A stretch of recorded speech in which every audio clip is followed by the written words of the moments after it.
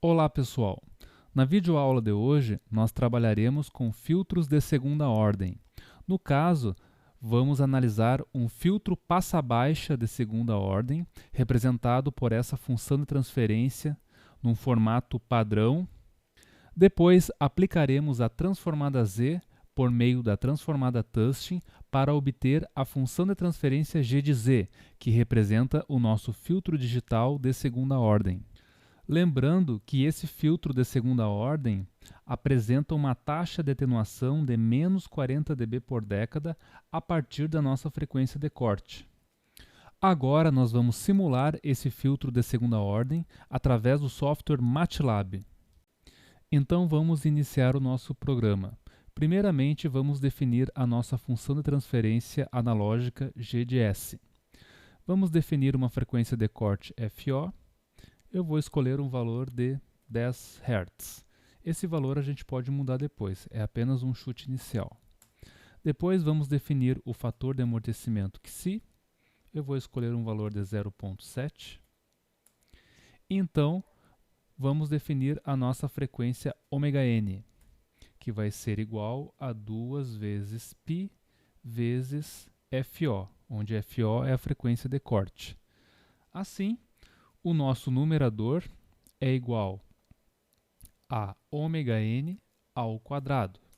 O nosso denominador vai ser S ao quadrado mais 2 vezes Xi vezes ωn vezes S mais ωn ao quadrado. Aqui nós temos o denominador. Agora vamos escrever a nossa função de transferência G de S, que eu vou chamar de G. Vai ser uma transfer function da relação do numerador pelo denominador. Então aqui embaixo já vai aparecer a nossa função de transferência G na janela de comando. Bom, agora vamos definir a nossa função de transferência G de Z. Primeiramente vou definir um período de amostragem. Vou escolher um período de amostragem TS de 10 milissegundos. Agora nós vamos utilizar a função C2dm para obter o numerador e o denominador da função de transferência G de Z. Então, numerador dz e o denominador dz igual C2dm do numerador em S, denominador em S, período de amostragem e a técnica Tusting. Agora nós vamos escrever a função de transferência G de Z utilizando potências negativas, Z na menos 1, Z na menos 2. G de Z é igual a transfer function do numerador em Z, denominador em Z, período de amostragem, aspas simples, variable com V maiúsculo, aspas simples, Z na menos 1. E agora nós vamos ter aqui embaixo a nossa função de transferência com Z na menos 1 e Z na menos 2. Isso vai facilitar para obter a equação de recorrência. Agora nós devemos declarar os coeficientes β0, β1, β2, α1 e α2 lá no MATLAB.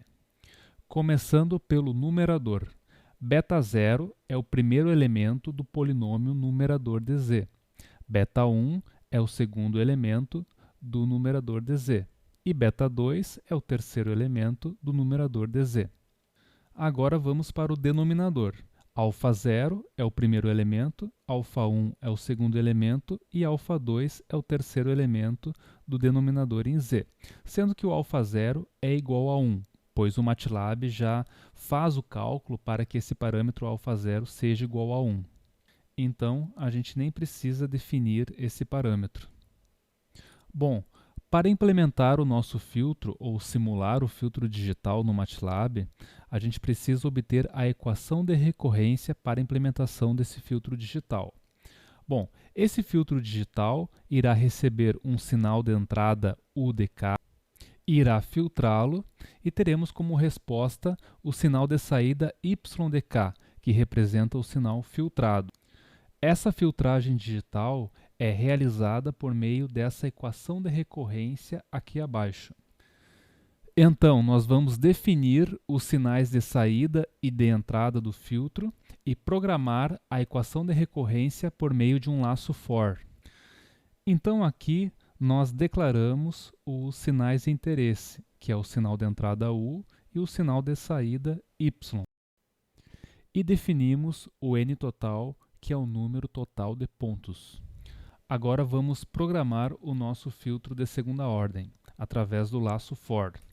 For, o índice k vai começar a partir do 3, por se tratar de um filtro de segunda ordem, e vai variar até n total. Nós vamos definir um sinal de entrada U. Digamos que esse sinal de entrada U, dk, contenha uma componente de baixa frequência, do tipo 5 vezes seno de 2 vezes π vezes k vezes ts vezes a frequência desse sinal de baixa frequência. Vamos supor que esse sinal de baixa frequência tenha frequência de 1 Hz. Mas, agora vamos colocar uma componente de alta frequência.